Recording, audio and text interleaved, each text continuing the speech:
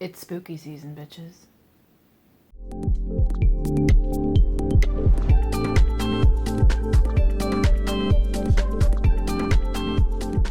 Hello. Welcome to an awkward angle. Because I'm sitting here in the living room eating my breakfast. I have coffee in my favorite mug, which is my Nightmare Before Christmas mug. And I have a decadent chocolate mocha muffin from Hillcrest Bakery in Bothell, if you are in the greater Seattle area. Their muffins are really good. I probably shouldn't be eating 2 of those a week, but I mean, I go to the gym and life's too short to not enjoy delicious things. So, I'm going to attempt to do a book vlog again. I feel like I struggle to make them interesting because I always just do book check-ins. I don't vlog a lot of other stuff in my life, which I don't think I'm going to do anyway. But this vlog, I've actually got a theme around the books. I'm going to be reading over the course of the month 3 vampire books. So the first one I have is Fledgling by Octavia E. Butler. I have this out from my library. This cover is lovely. Of course, I checked this out a while ago and haven't gotten to it, and I have 3 days left on the borrow period, whatever the fuck you call it. It's about 300 pages, so that feels very doable, but also ooh, I gotta fucking start this. The other books I'm going to be reading, I have The Beautiful by Renée, Ahdieh, so you'll see that later whenever I start reading that. And then the third book I'm going to be reading, I'm going to be rereading In the Force of the Night by Amelia Atwater-Rhodes. This is the first of a 4-book vampire series that I loved as a teenager. I remember it being very moody and angsty, but not in a YA romance angst kind of way. Please excuse my raspy morning voice. And I just reread the blurb on the back of the book I have, and the first book was published when the author was 14. Which, I was probably 14 when I was reading it, so we'll see. I hope I still love it. I've had pretty good luck with rereading teenage and college age favorites and actually still liking them, or at least really understanding what it was that I liked about them. So I feel pretty good that I'm going to enjoy it, but we'll see how it compares to my memory of how I felt about it. So anyway, I'm going to get started on Fledgling while I have my breakfast, and I'll check in with some thoughts later. I'm only 20 pages in, but already I'm so invested in this story. Initially the premise is this character, initially with no name, has now been given the name Renée. She?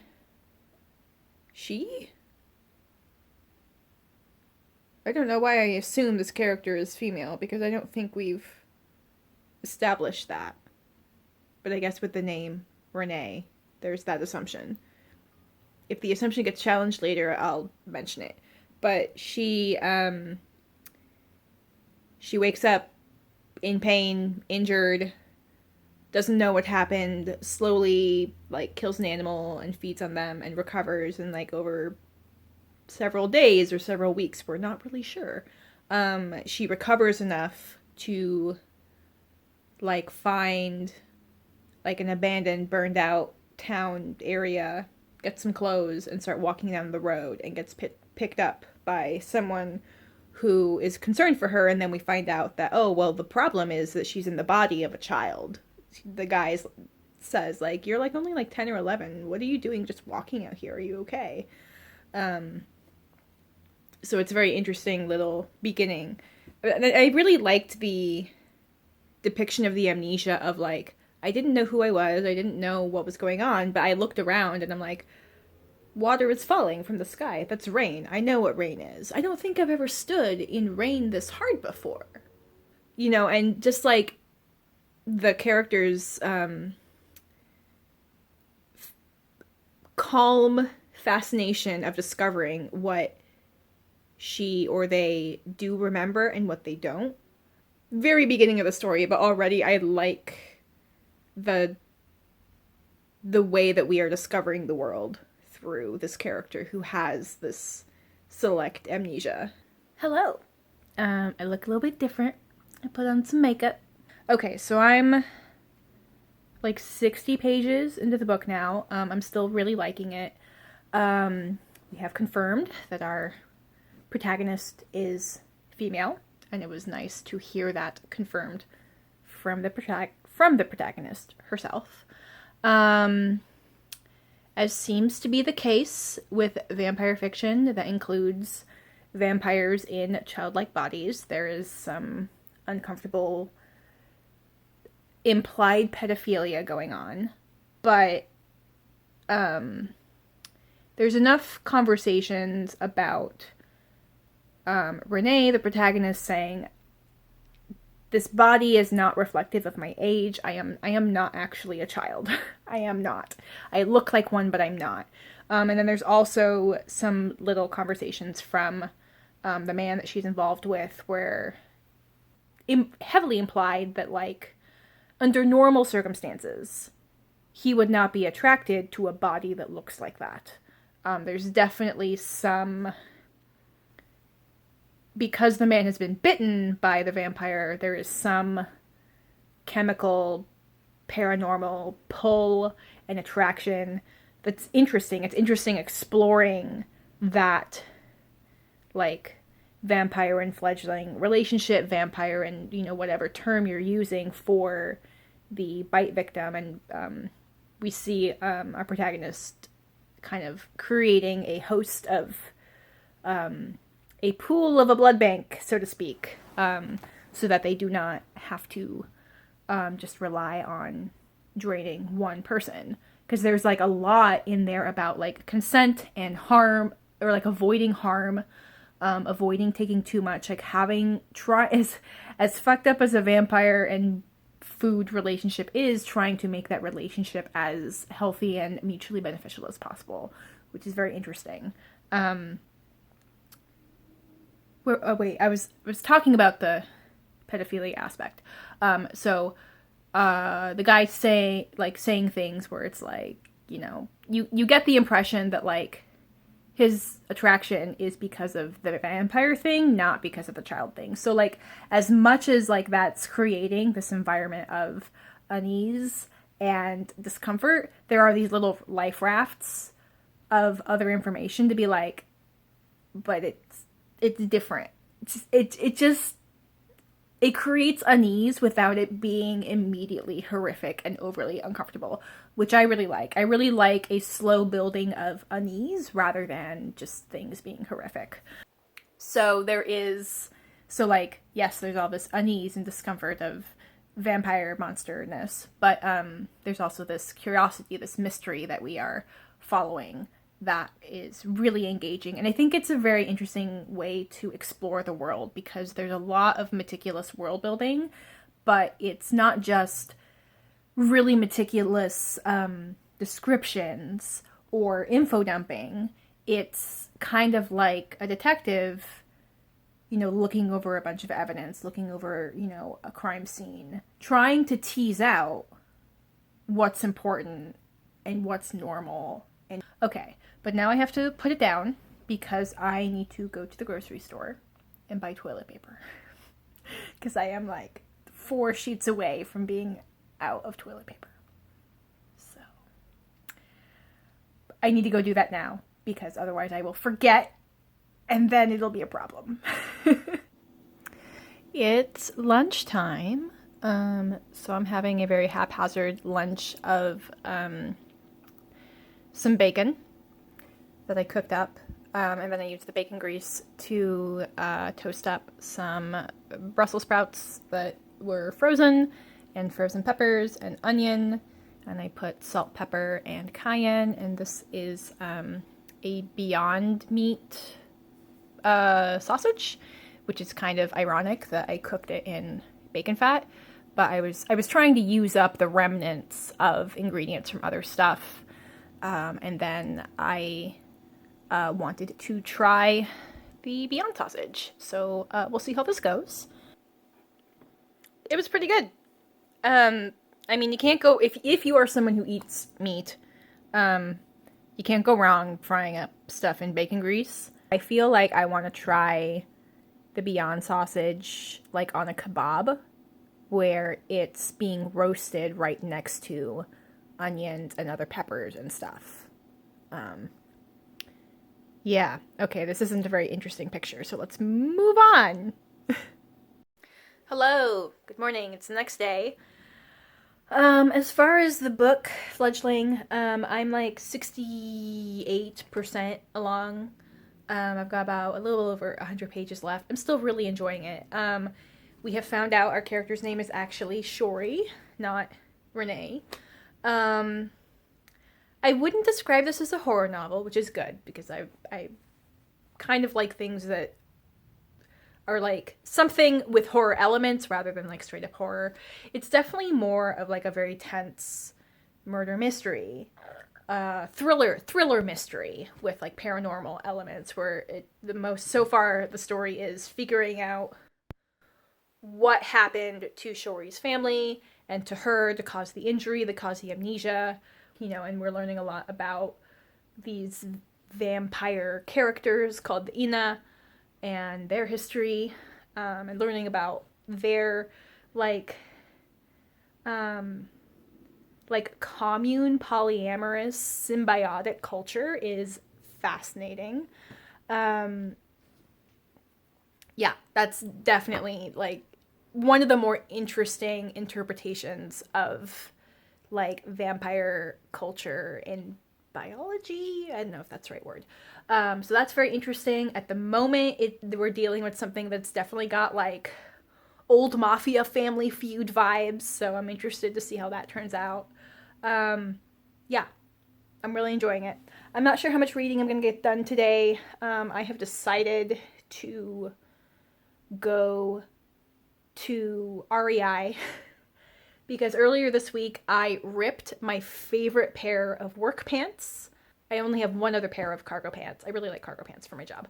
And the pair that ripped, they're the zip-off shorts cargo pants from Costco that they only carry in the summer, so I cannot get them right now. So even though REI is way more expensive,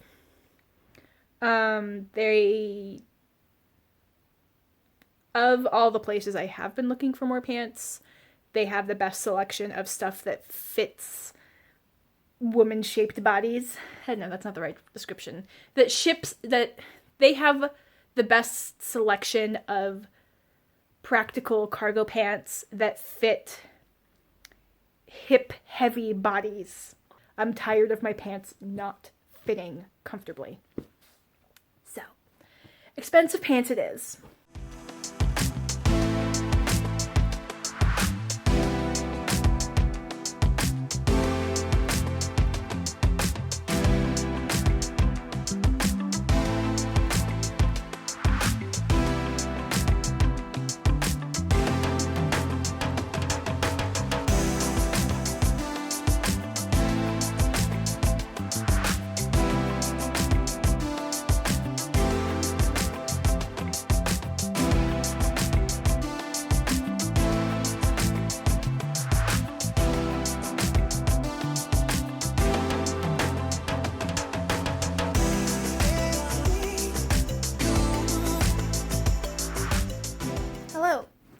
So I'm back home.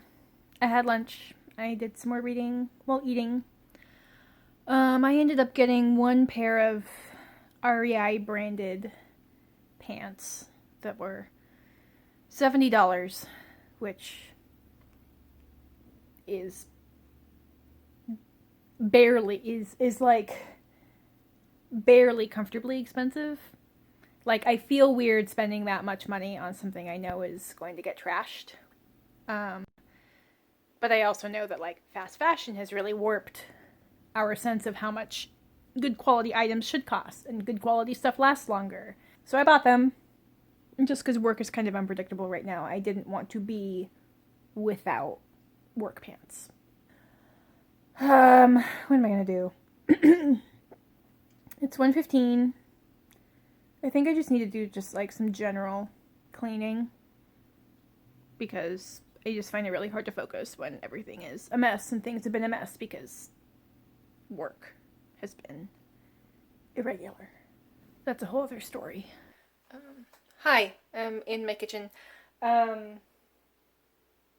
just kind of want to show you when I say like I need to really clean stuff up. I want to show you a big thing that I've been working on that is almost done.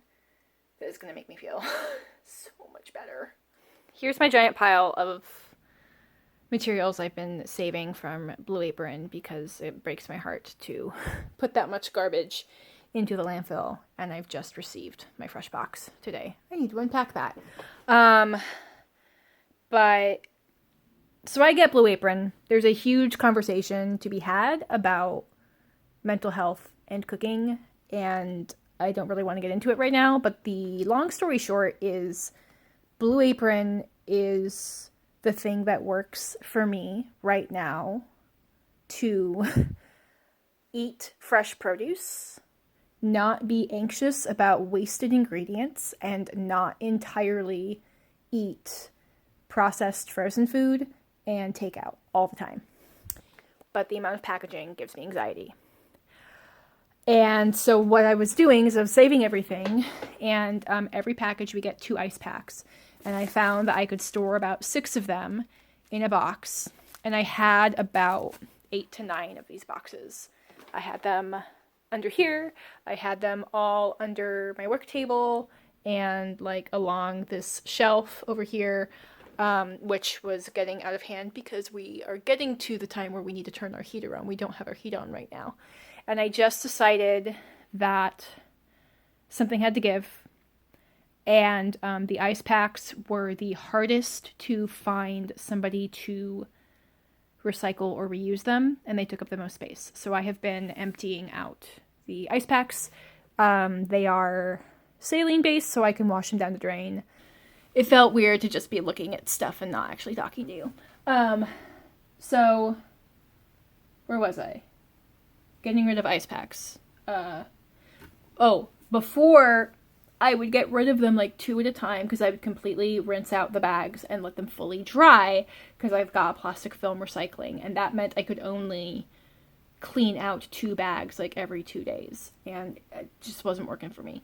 So I've just been stuffing all of the I've been emptying out the most of the freezer gel, the saline gel, and then stuffing them all in a bag and then just throwing them out because the anxiety just wasn't worth it. It's like I am of both the minds of we should be mindful of our trash and try to like recycle and reuse and reduce the amount of single-use stuff we're doing, but also figuring out how to do that shouldn't really be on the consumer, it should be on the manufacturer. So I was just like, fuck it, I just need to just throw this stuff out. It's not worth the anxiety it's causing me. I can pretty reliably get rid of the boxes and buy nothing for people who are moving. I've had much better luck getting rid of the insulated bags. I just used a bunch to try to prep my van for camping, and I'm pretty sure that if I like post them for free on Facebook Marketplace, people who are insulating vehicles for like van life and car camping and stuff could use this material. It's basically like a cheaper version of Reflectix that you can buy at Home Depot. So like I'm like, okay, I'll keep the boxes, I'll keep the foil bags because they also like compact much easier. But I need to stop keeping the ice packs because every time I have found a place to take them, something happens, and then like the next time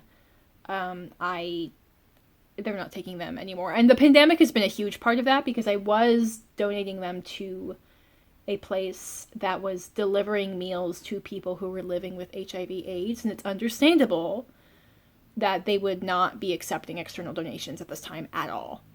I get it. I definitely feel less stressed about just throwing it all out than, oh my god, it's going in the landfill. So here's a reminder that it's not on you to fix the entirety of the world's problems, and you can just like wipe the slate clean and start over at another time. Oh, I remember the other thing I wanted to say. I thought I was going to go to the gym today, but I think I am. So I can just feel that like my body needs a break. My wrists I have tendonitis in my wrists. I have pinched nerves and muscle spasms in my shoulders and neck. Usually after like 2 or 3 days, like I can kind of bounce back from it. And just right now, I'm not. I think I'm going to be better off keeping on with this cleaning energy to reduce that stress, because stress is a huge part of it too, not just physical activity. We'll see how I feel Saturday, because Saturday they do have an open gym, so I can go in and just do whatever I want. But I've been through this enough where I'm like, my body I need to do things to make me relax.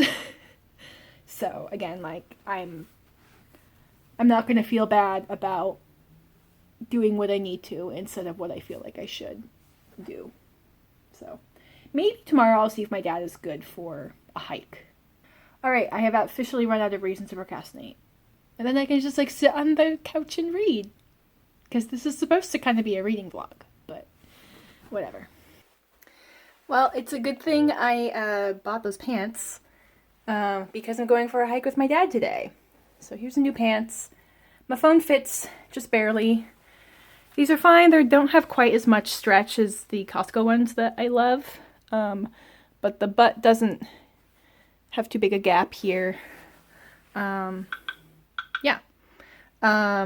So I'm glad I have pants. And since this is a reading vlog, I'm like 90% of the way done with Fledgling. When we stop for lunch today, I will probably finish it. Definitely bringing my Kindle with me. Okay, I'm gonna try and catch a little bit of footage of where we go because it'll be pretty. I hope it's dry. It's October in the Pacific Northwest. It might be really damp, so my backpack is a little heavy to accommodate extra layers, but better to have them. Anyway, I think my dad just texted me that he's here, so see you later.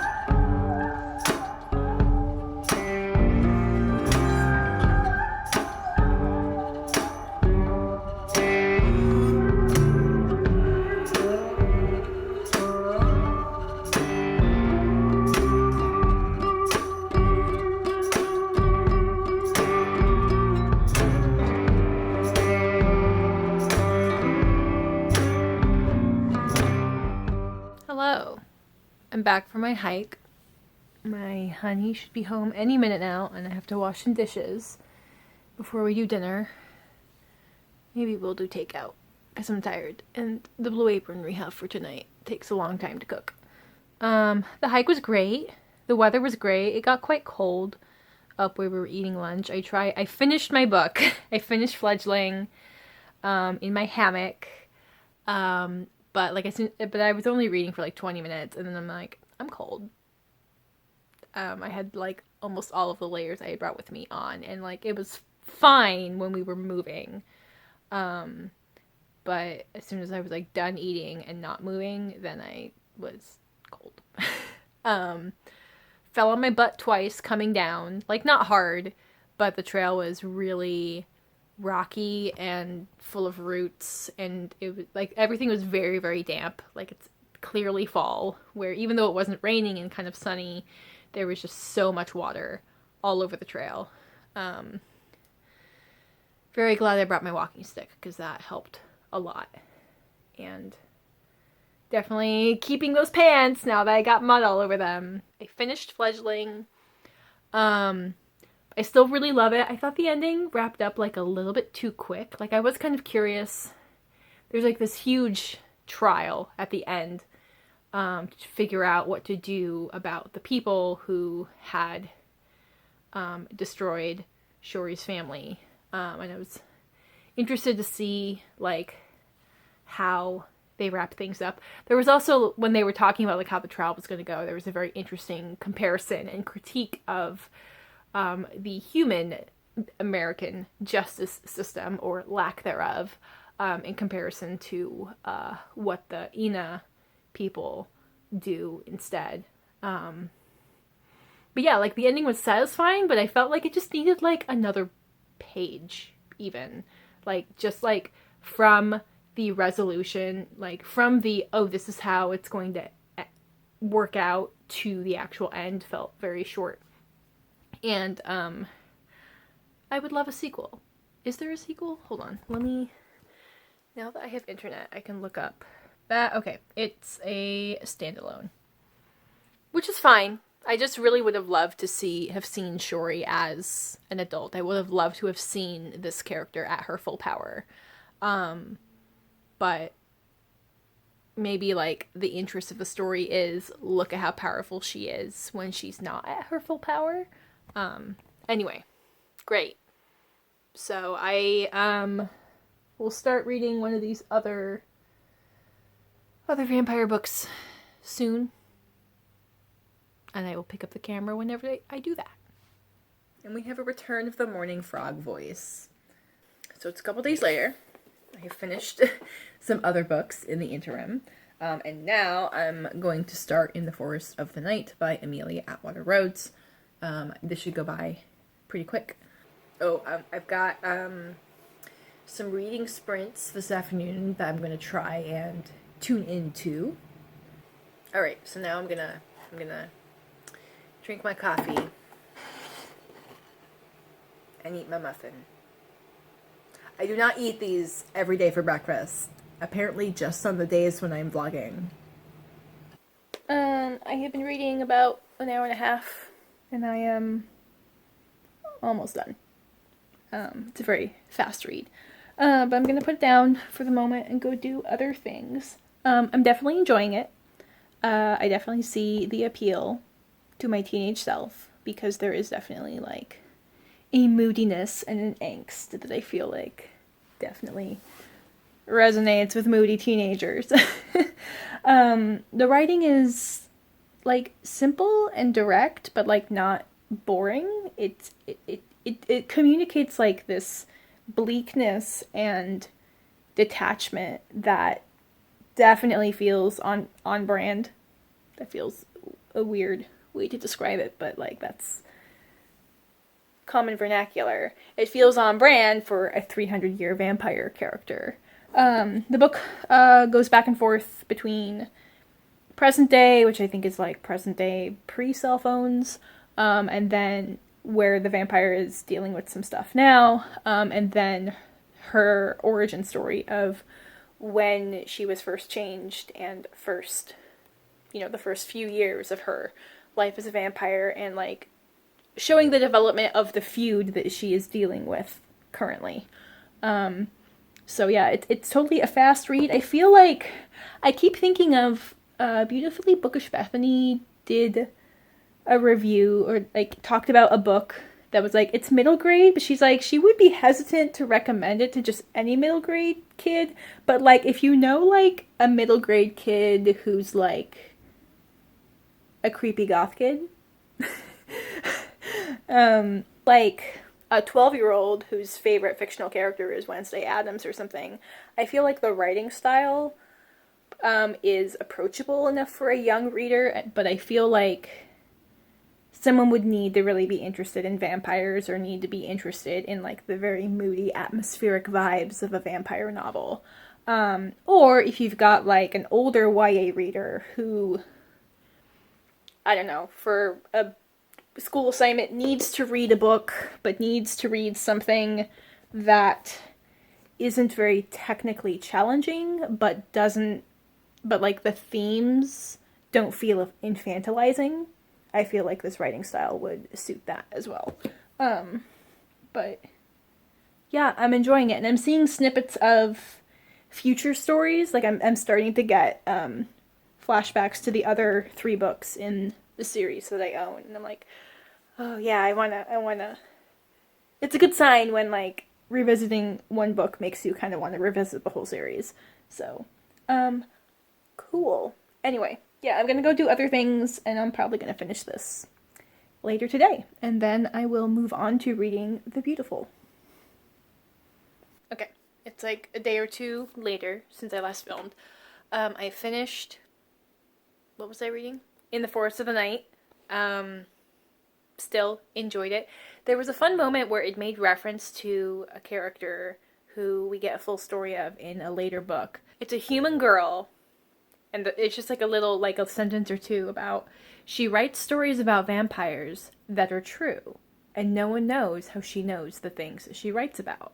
It's very meta, because clearly, like, it's a teenage girl who's writing, or at least the author was a teenage girl at the time that she wrote these books about vampires, and there is, I don't know, but we get like a whole book about this human girl later, and it explains how she comes to know these stories that actually happen to be true in this world.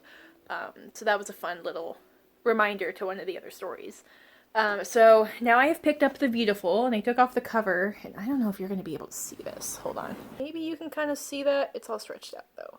You know what? I'm just going to take a picture and put it on the screen somewhere, but it's like this embossed.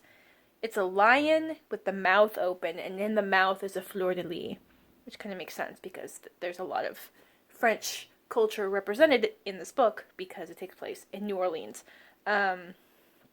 So far the story is about a young woman named Céline who has lived in France, and something happened in her past that she's either fleeing from, or she's been somewhat disgraced, or something. I'm only like 35 pages in.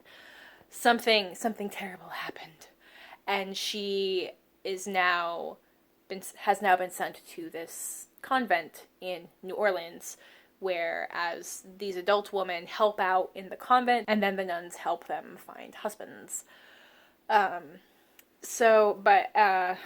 they arrive at the beginning of carnival season, which is like the whole month leading up to Lent. At the time that they arrive, a grisly murder has occurred, where a young woman has had her throat ripped out. It's all very macabre, and the descriptions are all very, moody and gloomy. There's lots of mist and humidity and vines and, the shaking bougainvillea flowers, and it's all very, very atmospheric. And I could see how, like, maybe some people would find it, like, overly descriptive. And also, like, we're only 35 pages in, and I have already lost count of the number of times that we have referred to the mysterious, terrible, terrible thing that happened in Celine's past. So it's a little bit salacious, but it feels appropriate for the time period. It's like something that's very harkening back to like Penny Dreadfuls. It's very like Penny Dreadful. And it's also reminding me very much of the mood of A Great and Terrible Beauty, which that series was a trio that I loved when I read it like 10 years ago. I haven't read that as a 30-year-old adult. I would like to, because I do remember really enjoying that series. But it's giving me similar vibes of, you have your restrictive, corseted, proper women moving around the world by day, and then they are drawn into this dark underbelly of the story. So anyway, I'm enjoying it so far. So I'm gonna procrastinate doing dishes and read some more, and check back in later. Hello. Oh, please ignore this zit that I made the mistake of picking at. Hello. So I have been reading The Beautiful. I am almost done. I've got like 70 pages left. And I have mostly spent the morning working on some other things, and now I've made some coffee and I'm just gonna sit down and read it while I wait for someone to call me back. I have like a bunch of emails and stuff I need to respond to. I had some work paycheck stuff I needed to work on. I realized that like some payment to my health insurance didn't go through. And because I'm on Cobra, which is if you have insurance through your employer and then like whatever your qualification is ends, basically I didn't work enough hours, you go on Cobra, which is basically you pay out of pocket to stay on the plan. I was eating spicy chips, so my mouth is red. If you're new here, that will be a common occurrence. So you pay out of pocket to stay on the plan so that you don't have this delay period when you requalify. So I had to call the office because the other complicated thing was, well, I worked 6 weeks in the middle of August to September. So I had a bunch of hours, but I don't know, 2 years into this plan and they still can't just tell what months are covered based on the hours I worked in these other months. Can we just have universal health care? Just, like, I'm sure there will still be bureaucratic hurdles, but we can at least remove the hurdle of, do I have coverage? Do I have coverage? Can we at least... Okay. I've dealt with that. Today is just a day of checking off all of the little things. Let me actually talk about the book and not just like weird details about my life. So I can't remember the last time I read a historical fiction that made the effort to have so many people of color. A historical fiction that takes place in America, or like traditionally Western countries or whatever. So this takes place in Louisiana in 1872. So it's like 10 years after slavery has been abolished. There's tons of people of color in here, lots of mixed race people. You know, we've got someone who's like freed black and Taino, and someone who's like French and an unnamed Eastern country, and then there's people who are like clearly Asian, and people who are Arabic, and people who are African, and like a whole lovely spectrum. And it doesn't necessarily feel too forced. It just feels like this is a time and a city and a scenario where these people who would not traditionally have power in this society at this time have come together and have acquired power through other means. And I love it. There's also a lot, like a very hammered over the head theme is our main character, Celine, just really, really hates that as a woman, especially a woman with no money and no family of note, she has very little power, and what she would do if she had the power of a man, if she had the authority of a man. And like it gets a little heavy-handed, but it's also like a sentiment where I'm like, go girl, go fight for what you want. So there's a lot of that. There's a lot of very like modern ideas in here in terms of like addressing rape culture, addressing purity culture, addressing racial privilege. And I could see that if somebody was going to be very, very nitpicky about historical accuracy, they're like, it feels like these ideas are exaggerated. It's not that, like, these ideas did not exist at that time, but it might be interpreted as, like, those ideas are kind of exaggerated, but, like, also it's fiction. So why not? Why not, again, like, the idea of, like, this kind of conglomeration of people of color.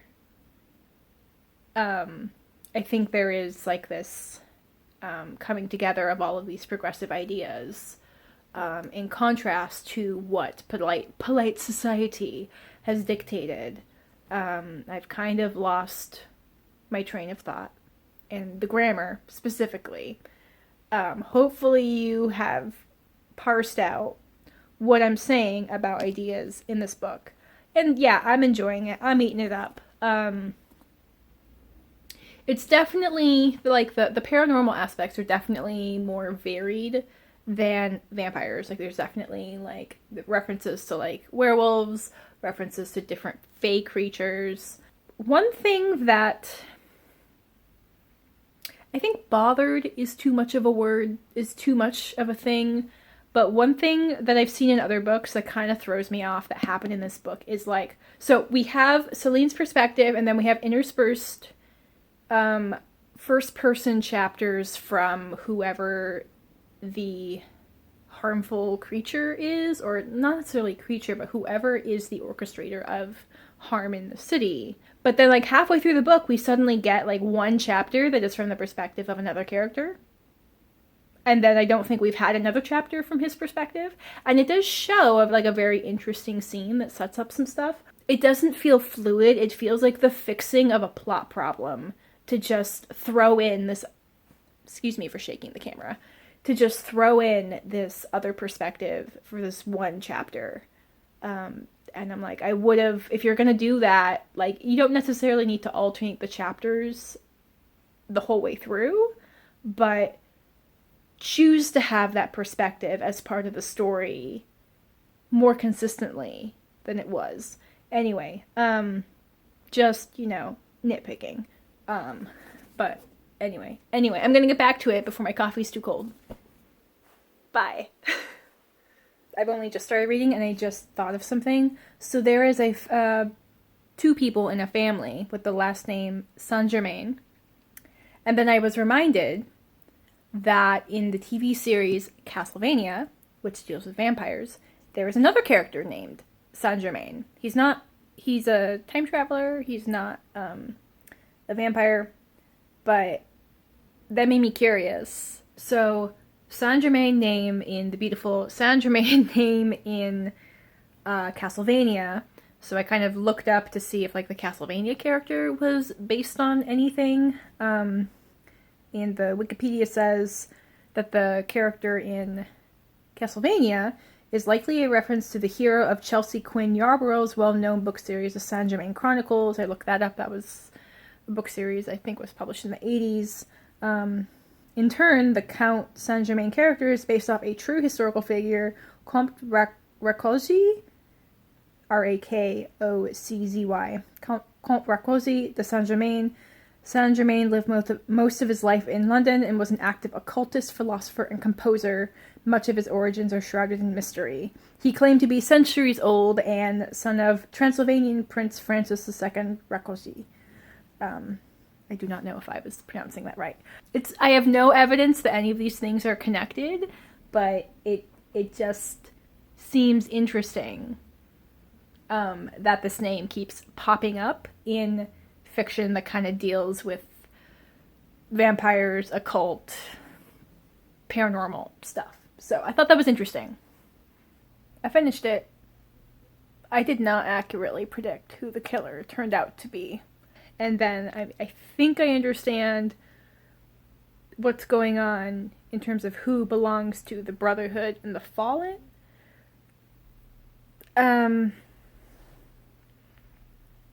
I'm interested to learn more about the names. Why is one called the Brotherhood and the other one's called the Fallen? Because when they say the Fallen, I think of, like, angels that fell from heaven and became the demons in hell. That's not quite what's going on. Like, some of the imagery lines up, but the mythology doesn't. Anyway, yes, I absolutely want to continue with the series. There is something like, this was just like very much what I was in the mood for. I could definitely see myself reading this at other times and being like, the soap opera romance annoyed me, or like way too much imagery, way too much symbolism or something, way too much like repetitive like Shakespeare comments or whatever. But there was just something about it like right now that I really enjoyed it. Cool. I get to go check that off my monthly TBR. I'll wrap up the vlog here. Anyway, I hope you enjoyed my journey of reading these 3 books. I think this is the first vlog where I've really enjoyed all of the books I was reading. Love that for me. Okay, we're gonna wrap it up here. Okay, I hope you have a good rest of your day. I encourage you to go out into the world and be curious, and I will catch you folks in my next video. Bye!